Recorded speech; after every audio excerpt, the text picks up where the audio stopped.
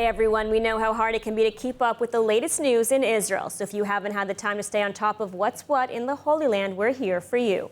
I'm Ladar Gavelazi, and this is ILTV's Weekly Review.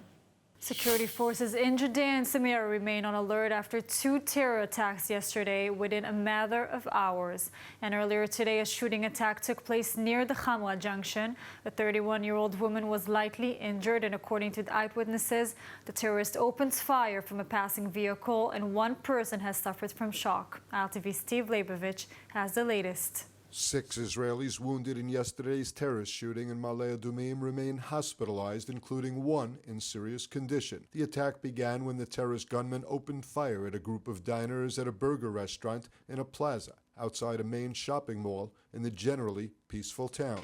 An off-duty border police officer was about to get a haircut at a nearby barber shop when he heard the gunfire. He and the barber ran to chase down the terrorist as he tried to flee the scene. Residents who witnessed the shooting directed the officer to the gunman, who was wearing the yellow vest of a maintenance worker. And the terrorist himself was neutralized by an off-duty border police officer who heard the commotion, ran to the site.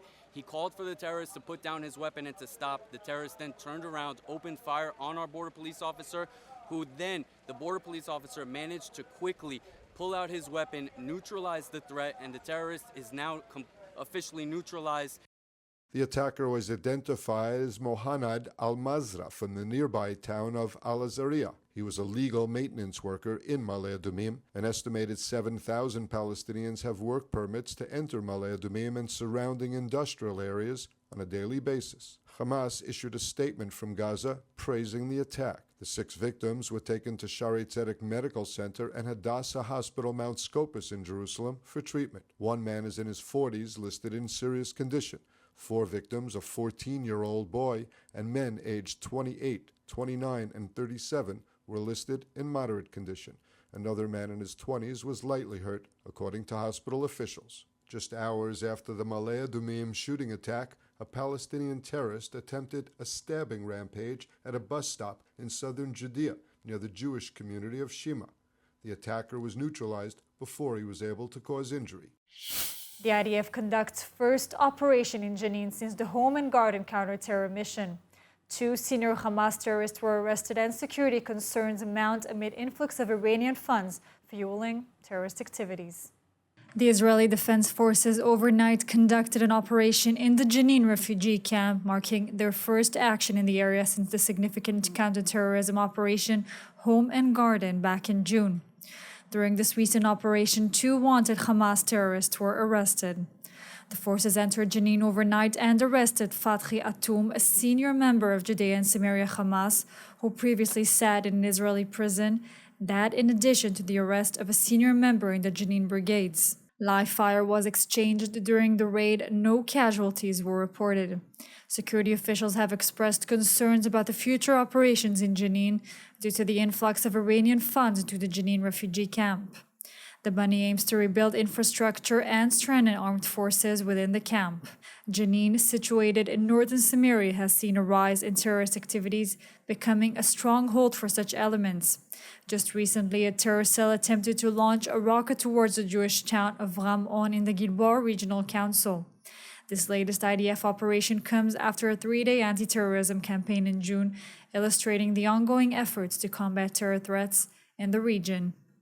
Experience the power of truth with ILTV News. If you're looking for quality content and captivating visuals, join our news community and become an integral part of our team as we embark on a mission to unveil the real Israel, dismantling the web of lies and misinformation that surround reporting on Israel. By subscribing to ILTV News, you will not only have access to the latest updates, but you will also amplify our message, creating a ripple effect that carries the truth far and wide. Subscribe today and help reshape the narrative. Available on the web, Android, and Apple. And in other news, deep divisions in society over the judicial reform are causing harm to national security.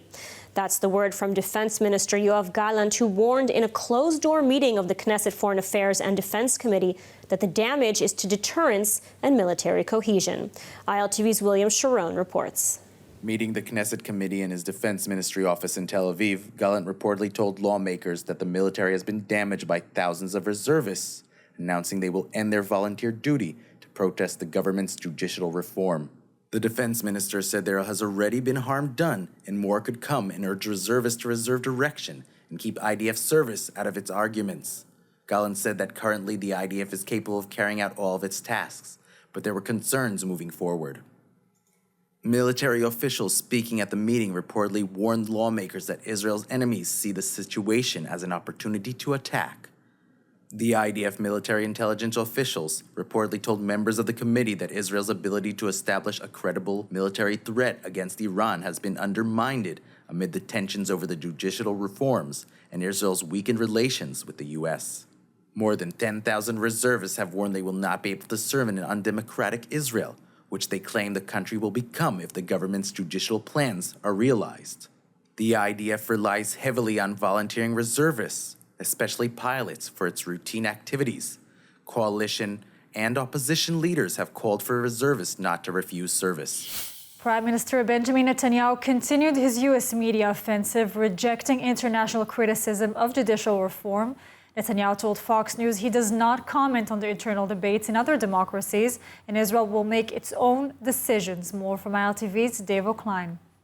Prime Minister Netanyahu bristled at international criticism, insisting there is no threat to democracy, while accusing the opposition and protesters with vastly inflating the issue on the table. We sort of trimmed it down in order to try to reach consensus. I gave 3 months of negotiations, got nowhere with the opposition that is held hostage by an extreme minority that organizes all these protests and demonstrations. The Israeli leader said he was trying to find a consensus moving forward and blamed the opposition for intransigence. I'm still trying to get a consensus for them, because I think it's better for a democracy that judicial changes are done with as broad a consensus as you can. That's basically where we are objectively. It's not what you read, it's not what you hear, it's not what the news media are covering. They're just wrong. Opposition leader Lapid said he is willing to return to the talks, but only on the condition of a freeze in new legislation until 2025. הפתרון האפשרי היחיד, הדבר היחיד שיאפשר חזרה להידברות, היא הקפאה בחקיקה. הממשלה והאופוזיציה צריכות לחוקק ביחד הקפאה של 18 חודשים שבמהלכן יתקיימו שיחות בבית הנשיא. Lapid said that without a freeze guaranteed by law, there could be no return to talks. כל עוד אין הקפאה בחקיקה, אין טעם ואין היגיון לדבר על חוקים אחרים או הסכמות אחרות, מפני שברור לגמרי שהממשלה שוב תברח ברגע האחרון. Iran is running scared over reports of a potential normalization deal between Israel and Saudi Arabia. Tehran is warning that a deal between Washington, Riyadh, and Jerusalem would negatively impact what it calls regional peace and security. ILTV's Steve Leibovich reports. Iran fears potential Israeli-Saudi normalization. The remarks by the Foreign Ministry in Tehran opened with a scathing attack on U.S. President Joe Biden, accusing him of spearheading efforts to strengthen ties between Jerusalem and Riyadh. According to the Iranian regime, normalization of ties between Israel and Saudi Arabia would adversely impact regional peace and stability. تجارب و گذشته پیشروی ملت‌ها و به ویژه دولت‌های اسلامی است. اینکه سازش با رژیم صهیونیستی هیچ خدمتی به آرمان فلسطین و احقاق حقوق ملت فلسطین نخواهد کرد و هر گامی در مسیر عادی سازی روابط با این رژیم متجاوز صرفاً به باز شدن دست این رژیم در افزایش جنایات خود علیه ملت فلسطین. Amid Washington's intensifying efforts toward normalization between the Saudis and Israel, a simmering dispute between Riyadh and Tehran over a vast gas field in the Persian Gulf could escalate into a major crisis. The Dura gas field, situated in the neutral zone between Kuwait, Iran, and Saudi Arabia, is contested by Saudi Arabia, while Iran staunchly maintains its ownership. Iran issued a stern warning yesterday, asserting that any violation of its rights to the gas field would not be tolerated. To back up its claim, the Iranian Navy unveiled new vessels which they claim are equipped with missiles with a range of 600 kilometers.